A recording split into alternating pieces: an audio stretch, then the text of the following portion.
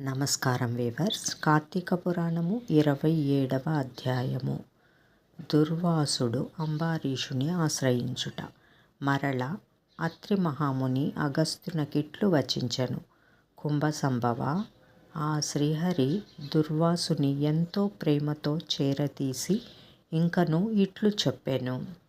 ఓ దుర్వాసముని, నీవు అంబరీషుని శపించిన విధంగా ఆ 10 జన్మలు నాకు సంతోషకరమైనవే. నేను అవతారములెత్తుట కష్టము కాదు. నీవు తపశ్శాలివి, నీ మాటలకు విలువ ఇవ్వవలెను. కాన అందులకు నేనంగీకరించి తిని. బ్రాహ్మణుల మాట అసత్యములైనచో వారికి గౌరవముండదు. ఇటు భక్తులను కాపాడుట, అటు బ్రాహ్మణుల మాట తప్పకుండుట నా కర్తవ్యము. నీవు అంబరీషుని ఇంట భుజింపక వచ్చినందులకు అతడు చింతాక్రాంతుడై బ్రాహ్మణ పరివృతుడై ప్రాయోపవేశమునర్చ నెంచినాడు. ఆ కారణము వలన విష్ణుచక్రము నిన్ను బాధింపబూనెను. ప్రజారక్షణమే రాజధర్మమని, ప్రజాపీడనము కాదు. ఒక బ్రాహ్మణుడు దుష్టుడైనచో వానిని జ్ఞానులగు బ్రాహ్మణులే శిక్షింపవలెను. ఒక విప్రుడు పాపి అయిన మరొక విప్రుడే దండించవలెను. ధనుర్బాణములు ధరించి ముష్కరుడై యుద్ధమునకు వచ్చిన బ్రాహ్మణుని తప్ప మరెవ్వరినీ ఎప్పుడూ దండించకూడదు. బ్రాహ్మణ యువకుడిని దండించుట కంటే పాతకము లేదు.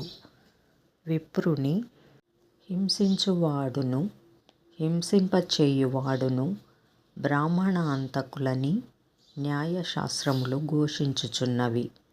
బ్రాహ్మణుని సిగపట్టి లాగిన వాడును, కాలితో తన్నిన వాడును, విప్రద్రవ్యమును హరించువాడును, బ్రాహ్మణుని గ్రామము నుండి తరిమిన వాడును, విప్ర పరిత్యాగమొనరించిన వాడును బ్రహ్మహంతకులే అగుదురు. కాన ఓ దుర్వాస మహర్షి, అంబరీషుడు నీ గురించి తపశ్శాలియు విప్రమోత్తముడును అగు దుర్వాసుడు నా మూలమున ప్రాణ సంకటమును పొందుచున్నాడు. అయ్యో, నేను బ్రాహ్మణ హంతకుడ నైతినే యని పరితాపము పొందుచున్నాడు. కాబట్టి నీవు వేగమే అంబరీషుని కడకేగుము. అందువలన మీ ఉభయులకు శాంతి లభించును అని విష్ణువు దుర్వాసునకు నచ్చచెప్పి అంబరీషుని వద్దకు పంపెను.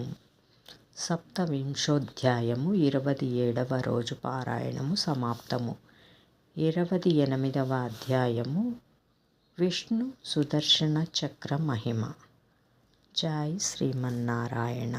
ఓం నమః శివాయ. ఓం నమః శివాయ.